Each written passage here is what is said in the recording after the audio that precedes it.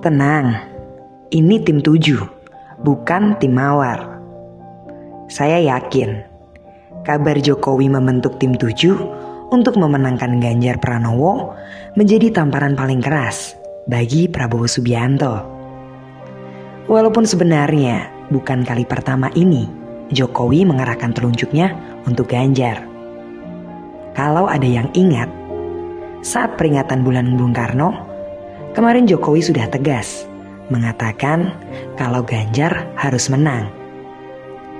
Namun realita itu tampaknya hanya jadi tamparan kecil bagi Prabowo. Tamparan yang belum bisa menyadarkan seseorang dalam kondisi mabuk kekuasaan berat. Dengan adanya tim 7 bentukan Jokowi, sudah dipastikan Prabowo kalang kabut. Usahanya berjualan baliho dengan foto Jokowi hanya berakhir sia-sia. Ibarat bisnis, apa yang dipromosikan Prabowo tak laku di mata masyarakat. Sikap Jokowi ini sekaligus jadi penegas jawaban atas keresahan masyarakat akan arah dukungannya. Kapal besar Jokowi sudah tak diragukan lagi untuk Ganjar Pranowo. Apalagi melalui tim 7 bentukannya akan semakin memasifkan kerja-kerja untuk mendorong Ganjar sebagai penerusnya. Sementara Prabowo, namanya orang kegeeran biarkan saja. Yang jelas saya ingin berpesan kepada Prabowo, kalau tim 7 hanya orang-orang yang Jokowi tugaskan untuk memenangkan Ganjar dengan cara baik dan santun. Jadi gak usah khawatir berlebihan. Karena tim 7 bukanlah tim Mawar, seperti yang Prabowo bentuk dulu. Tim 7 bukanlah para spesialis yang disiapkan untuk menculik, bahkan membunuh orang-orang yang mengancam keberhasilan tujuan, seperti tim Mawar bentukan Prabowo dulu. Bukan, Pak. Kalau Bapak khawatir, silakan saja. Itu sudah jadi keharusan. Tapi mestinya Bapak harus mulai sadar kalau Pak Jokowi tidak memilih Bapak sebagai penerusnya.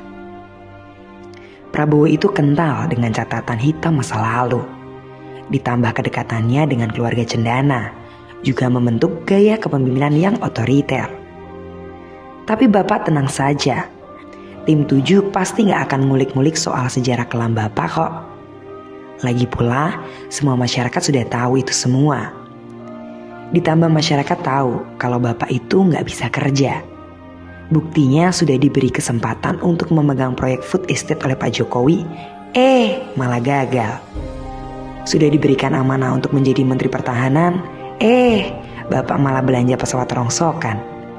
Bapak juga pernah disurati BPK soal dugaan penyalahgunaan anggaran Komkat. Tapi nggak ada langkah taktis yang Bapak lakukan. Memangnya mengelola satu kementerian dan satu program itu susah ya Pak Prabowo? Kalau begitu, bagaimana nanti saat jadi presiden? Yang masalahnya jauh lebih kompleks, Pak. Kalau mengurusi food estate saja gagal, terus bagaimana nanti nasib ketahanan pangan kita, Pak? Bagaimana cita-cita swasembada pangan kita, Pak? Kalau di benak Bapak seorang pemimpin itu hanya memerintah, kemudian lari dari tanggung jawab, seperti saat Bapak jadi Danjen Kopassus dulu. Ya wassalam, Bapak memang tidak pernah berubah sejak dulu. Saya masih ingat betul loh, saat anggota tim Mawar yang berjumlah 11 orang harus mendekam di penjara akibat penculikan aktivis. Tapi Prabowo sebagai komandan tidak dihukum serupa. Prabowo malah melarikan diri ke Yordania. Bahkan kabarnya kalau dia juga mendapat status warga negara di sana. Waduh, lalu kembali soal tim 7. Tenang saja, tim 7 besutan Jokowi bukanlah tim Mawar besutan Prabowo. Justru tim 7 ini ada untuk mencegah Indonesia dari perpecahan dan menjauhkan Indonesia dari tokoh yang ingin menggadaikan tanah air ini.